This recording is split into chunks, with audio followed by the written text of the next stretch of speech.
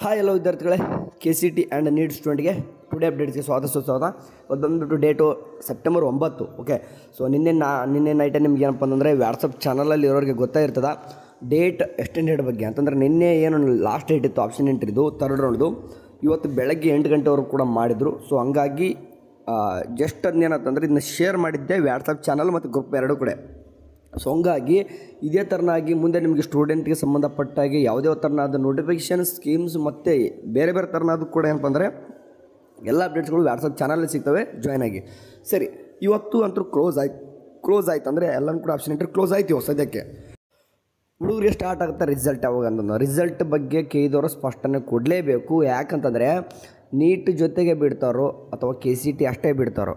ಯಾಕೆ ಈ ಮಾತು ಹೇಳ್ತಾ ಇದ್ದೀನಿ ಅಂತಂದರೆ ಕಂಬೈಂಡ್ ಆಗಿ ಮಾಡ್ತೀನಿ ಅಂತಂದು ಹೇಳ್ಬಿಟ್ಟು ಸಪ್ರೇಟಾಗಿ ನಡೀತಾ ಇದೆ. ಎಲ್ಲನೂ ಕೂಡ ಕೌನ್ಸಿಲಿಂಗ್ ಫಸ್ಟ್ ರೌಂಡ್ ಅಷ್ಟೇ ಕರೆಕ್ಟಾಗಿ ನಡೆದಿದ್ದೀಗ.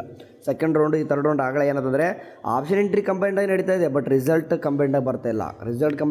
ಅಂತಂದರೆ ಇದು ಹುಡುಗರಿಗೆ ಸಮಸ್ಯೆ ಆದಂಗೆ. ಓಕೆ, ಸೊ ಏನೇ ಆಗಲಿ may be K C T student ಕೂಡ ಏನಂತಂದರೆ ಲೇಟ್ ಮಾಡಬಹುದು ಅಂದ್ಕೊಂಡಿದ್ದೀನಿ. ನೀಟ್ ಜೊತೆಗೆ ರಿಸಲ್ಟ್ ಬರ್ಬೋದು ಅಂದ್ಕೊಂಡಿದ್ದೀನಿ. ಯಾಕಂದರೆ 12ನೇ ತಾರೀಕು ಭಾಳ ದಿನ ಇಲ್ಲ.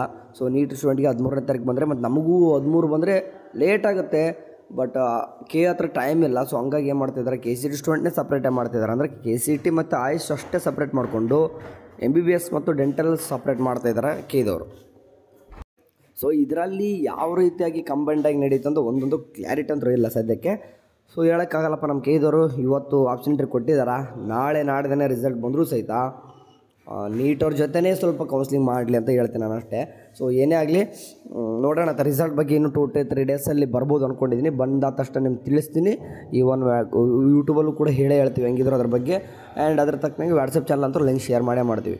ಓಕೆ, ಅದಾದ ನಂತರ ನಿಮ್ಗೆ ಏನು ಕ್ಯೂ ಮಾತು ಕೆಲವೊಂದಿಷ್ಟು ಹೇಳಿಕ್ಕೆ ಬಂದು ಅಂತಂದರೆ ಅಮೌಂಟ್ ರೆಡಿ ಇಟ್ಕೊಂಬಿಡಿ. ಇವಾಗಲೇ ಎಲ್ಲ ಅಮೌಂಟು ಕೂಡ ರೆಡಿ ಇಟ್ಕೊರಿ. ಕಾಲೇಜ್ ಫೀಸ್ ಎಷ್ಟಿರುತ್ತೆ ಅಮೌಂಟು, ನೀವು ಎಷ್ಟು ಯಾವ ಕ್ಯಾಸ್ಟ್ ಎಲ್ಲ ನೋಡಿಕೊಂಡು ಫೀಸ್ ರೆಡಿ ಇಟ್ಕೊಂಬಿಡಿ.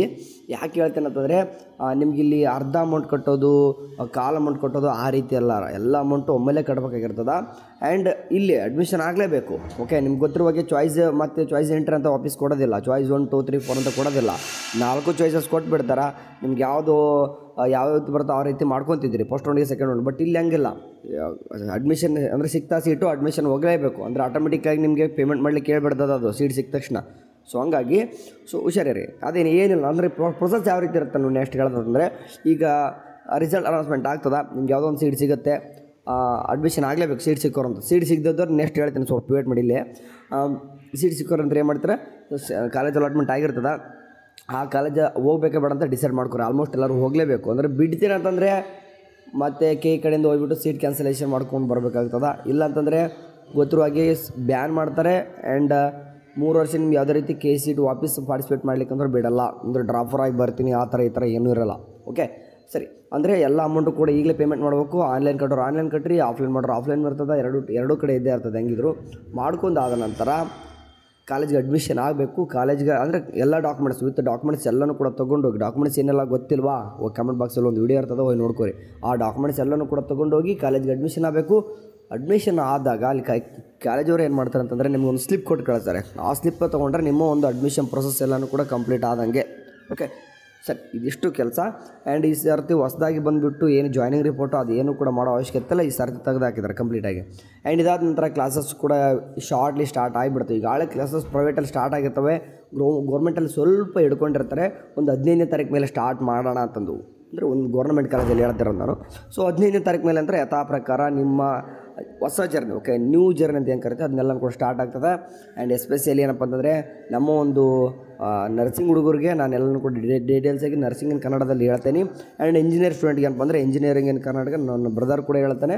ಬೇರೆ ಸ್ಟೂಡೆಂಟ್ಗೆ ಸಂಬಂಧ ನಿಮಗೆ ಸ್ಕೀಮ್ಸ್ಗಳು ಬರ್ತವೆ. ನಿಮಗೆ ಈಗ ಮೆಡಿಕಲ್ ಸ್ಟೂಡೆಂಟ್ ಆಗಿತ್ತಪ್ಪ ಅಂತಂದರೆ ನಿಮಗೆ MBBS, ಡೆಂಟಲ್ಲು ಮತ್ತು ಫಾರ್ಮಡಿ ಮತ್ತು BPT, AHS ಕೋರ್ಸ್ಗಳಿಗೆ ನಿಮಗೆ ಕೆಲವೊಂದಿಷ್ಟು ಸ್ಪೆಸಿಫಿಕ್ ಅಪ್ಡೇಟ್ಸ್ಗಳು ಬೇಕಾಗ್ತವೆ. ಮೇನಾಗಿ ನಿಮಗೆ ಕ್ಲಾಸಸ್ ಎಲ್ಲ ಆ ಥರ ಎಲ್ಲ ಕೂಡ ನಮ್ಮ ಕಡೆಯಿಂದ ಎಕ್ಸ್ಪೆಕ್ಟೇಷನ್ ಮಾಡ್ಲಿಕ್ಕೆ ಹೋಗ್ಬೇಡಿ. ಬಟ್ ನಿಮ್ಗೆ ಅಪ್ಡೇಟ್ಸ್ಗಳೆಲ್ಲನೂ ಕೂಡ ಬೇಕಿತ್ತಂತಂದರೆ ನಾವು ಬೇಗ ವಾಟ್ಸಪ್ ಚಾನಲ್ ಇರ್ತದೆ, ಜಾಯ್ನ್ ಆಗಿ ಎಲ್ಲನೂ ಕೂಡ ಹೇಳ್ತೀವಿ. ಓಕೆ, ಸರಿ ಕೊಂಡ್ರು.